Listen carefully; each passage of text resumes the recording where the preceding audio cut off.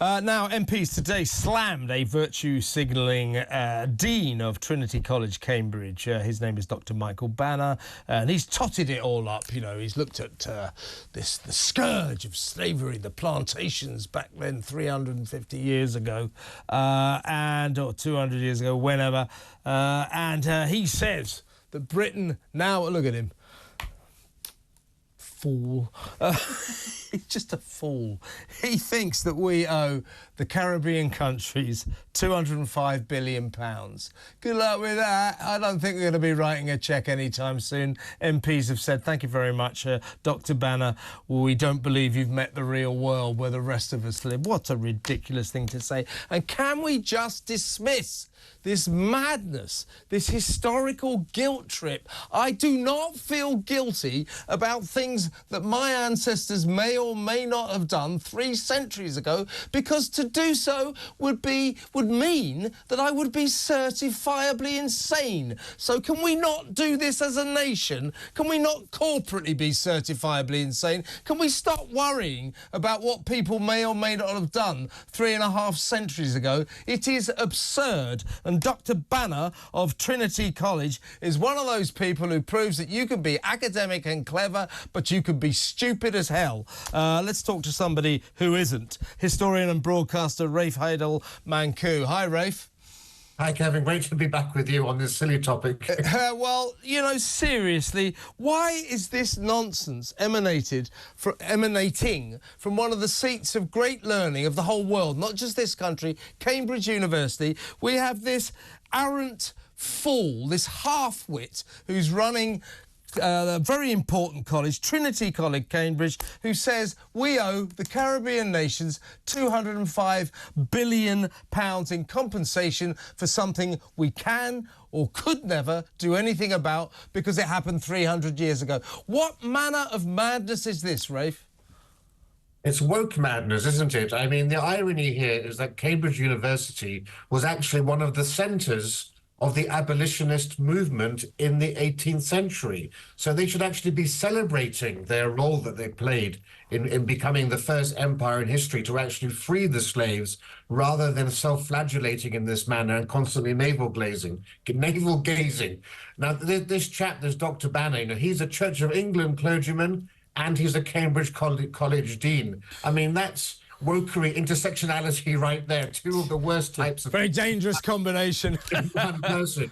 Yeah, this is the same guy who defended one of his colleagues who said in a church service that Jesus had a trans body and that there was a spear wound on his side symbolized a vagina. That's right. Oh, God, was that him? This was this character. But you were quite right at the beginning. The important thing is when we have these discussions, too often people become defensive and try to explain why Britain, it doesn't need to pay reparations. I think that's fine, but we should also go on the offensive and stop being so defensive, because this isn't about slavery at all. These activists don't care about that. If they did, they would be equally, if not more vociferous about modern-day slavery, where there are 7 in every 1,000 Africans, according to the International Labour Organization, living in slavery, 10 million people. Pakistan is the capital of global slavery. Nigeria has 1.5 million slaves, where Harry and Meghan recently went. Never mentioned a word about any of that.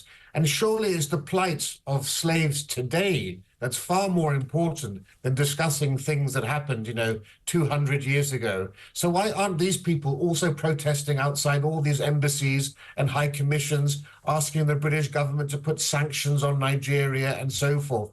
The fact that they're completely silent about all of those points tells you that this is not about slavery. This is about attacking and undermining Britain, America, and the West more broadly. Absolutely. And can we not, Rafe, at some point sit down with these people? I think in Jamaica in particular, the leaders there are very big on us giving them billions of pounds compensation for what we did 3 centuries ago, allegedly.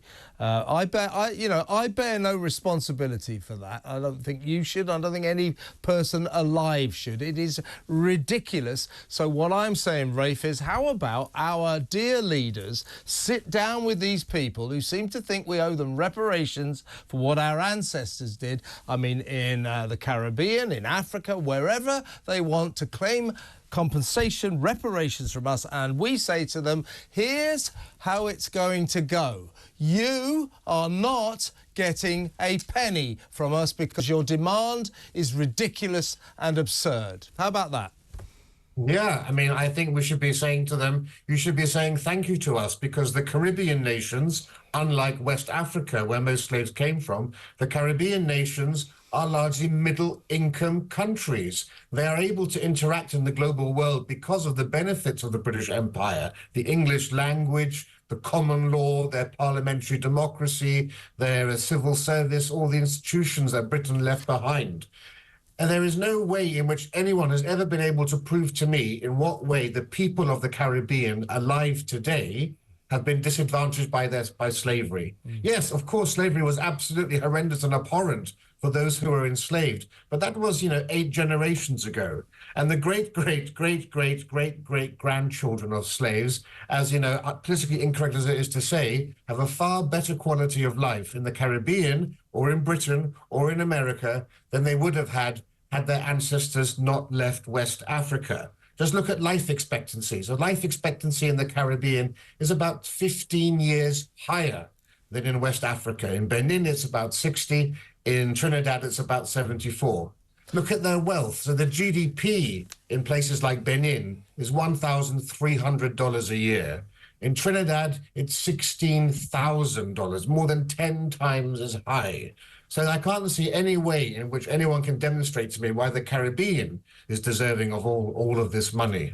Yeah, where you've got to be careful here, Rafe, as last point really, is when this kind of guilt trip, historical guilt trip madness grips a population, grips people like us, corporately, a very worrying insanity can emerge. Over in California, they are actually considering giving every resident of colour $5 million to compensate for the fact they are descended from American slaves, the slaves who were transported to America to work the plantations, etc. $5 million to every single resident of colour. That's how crazy this can get. We've got to be careful, haven't we? Well, I think it's about time Britain put a claim in with North Africa because of the Barbary slave trade, where over 1 million Europeans were enslaved by the North African states at the same time that the Atlantic slave trade was going on. And of course, the question is here, why should American taxpayers or British taxpayers pay reparations out of a population of millions? There were only a few thousand slave owners or slave shareholders. The vast majority of people in America and Britain lived lives of abject poverty and hardship akin to serfdom. So why on earth should they pay? Then again, why should people from, say, Jamaica or Trinidad living now in Britain have to pay reparations to people from St. Lucia? Yeah. The whole thing is an absolute... Crazy. And, why should I have to pay? Because, if you check out my name, I suspect my ancestors weren't slave driving. They were digging potatoes out of the ground somewhere in harsh Ireland. So, madness, Rafe. Good to talk to you, though, the still small voice of sanity, Rafe Heidel Manku, their historian and broadcaster. What do you make of that? Should we be paying the Caribbean £205 billion, to compensate for what our ancestors did 3 centuries ago?